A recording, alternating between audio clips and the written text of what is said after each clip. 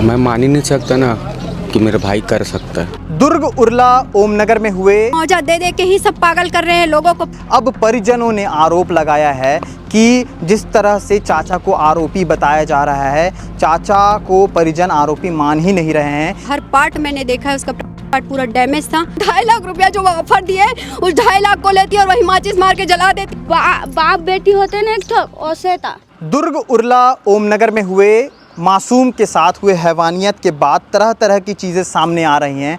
अब परिजनों ने आरोप लगाया है कि जिस तरह से चाचा को आरोपी बताया जा रहा है, चाचा को परिजन आरोपी मान ही नहीं रहे हैं। उनके पिता से हमने बात करने की कोशिश की, उन्होंने क्या कुछ बताया है वो भी सुनिए। और साथ ही साथ जो पड़ोस में रहने वाली एक महिला है जिसके घर के सामने से अक्सर बच्ची आना जाना करती थी, उसकी बात सुनिए और उसके बाद ये रिपोर्ट मैं शुरू करता हूँ।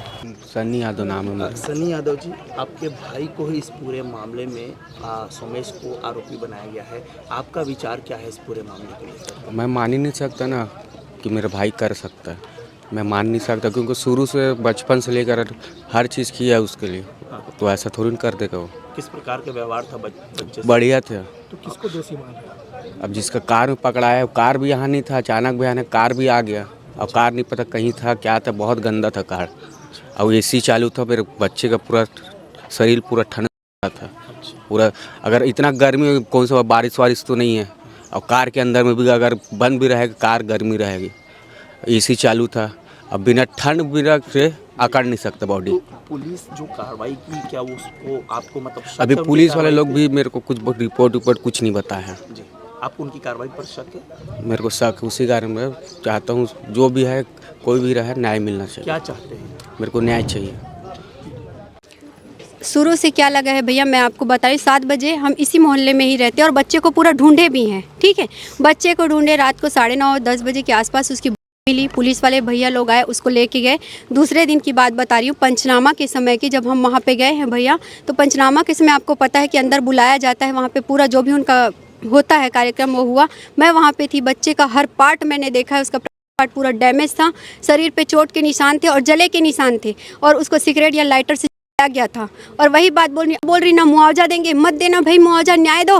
आज गई है भैया, मुआवजा दे दे के ही सब पागल कर रहे हैं लोगों को। पैसा मिलने के बाद ये केस ऐसे भी दब जाता है। मैं तो ये बोलूँगी उनके घर वालों को भी और सबको कि मुआवजा सरकार देना बंद करे, न्याय दे, तो कल को पैदा नहीं होगी, किसी के साथ कोई नहीं बोलेगा। मैं तो इस माँ को भी आज बोलती हूँ कि तू 2.5 लाख रुपया जो वो ऑफर दिए, उस 2.5 लाख को लेती और वही माचिस मार के जला देती और बोलती कि मैं वो माँ हूँ जिसको न्याय चाहिए।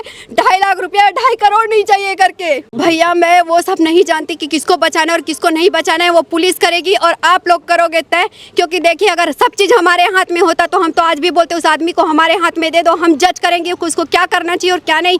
ये देगी क्या सरकार हमको कि हम उसको मारे? चाचा हो चाहे दुनिया का कोई भी व्यक्ति हो, मैं तो बोलती सगा बाप क्यों ना हो, उस पे लटकाना चाहिए। अगर पुलिस के पास सबूत है, हर चीज है, तो देर नहीं करना चाहिए। उनको तो न बीच चौराहे पे मार देना चाहिए। और अगर वो नहीं कर सकते, सरकार से बंदे, तो हम जैसे लोगों को दे दे, हम मार देंगे। मैं बोल रही हूँ भैया, मीडिया के सामने मेरे हाथ मेरी, तो मैं उसको मार दूंगी और मेरे को लटका दे, मैं तैयार हूँ चढ़ने को, लेकिन कल तक नहीं आना चाहिए। एक कड़ा संदेश देना चाहिए लोगों को। नम्रता चंद्राकर हूँ मैं, पड़ोसी हूँ मैं, यहीं रहती हूँ। बच्ची मेरे घर के आगे से जाती थी और ये आपके सामने भी बोल रही हूँ और मैं कोर्ट में भी बोलने को तैयार हूँ। जो भी दोषी है उसको कड़ी से कड़ी सजा मिलना चाहिए। देखिए, बच्चे के साथ जो हैवानियत हुई उसके बाद से लगातार जो है प्रशासन कड़ा हो गया है। तमाम तरह के जो SIT का गठन किया जाता है और उसके बाद उसमें जांच कमेटी बिठाई जाती है। साथ ही साथ कांग्रेस की तरफ से भी जांच कमेटी के एक गठन किया गया जिसमें 5 विधायकों को रखा गया है। उनमें से सभी महिलाएँ हैं और ये चूँकि संवेदनशील मामला है तो महिलाओं को इसमें गठन किया गया।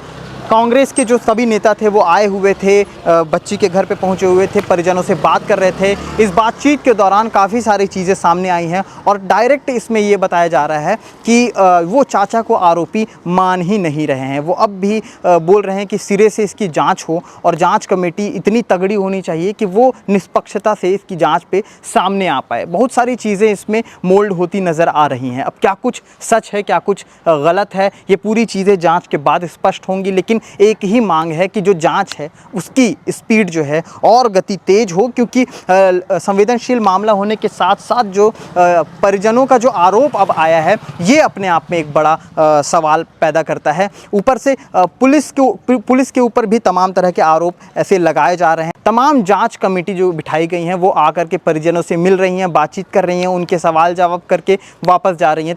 कई तरह की डायरियां बनेंगी और ये डायरियां जो हैं जा करके उच्च आला अधिकारियों के पास पेश होंगी।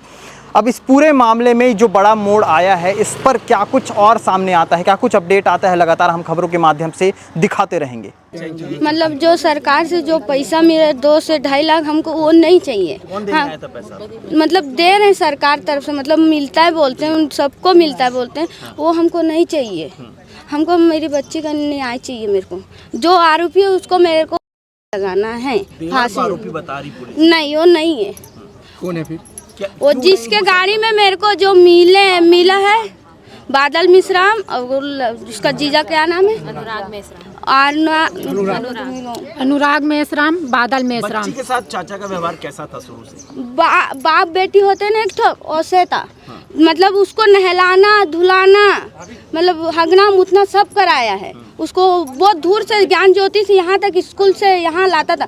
करना होता तो वो उतना ही समय करता, इतना समय का इंतजार नहीं करता मेरी बच्ची के लिए। हम लोग इतना समय चले जाते नहीं हैं, करता। घर में वो अकेले रहता है, मेरे को पूरे बच्चे लोग को वही संभालता है। न्याय चाहिए मेरे को, कोई पैसा नहीं चाहिए। सीबीआई का जांच चाहिए, पूरे लोगों का होना चाहिए। कोई भी हो उसको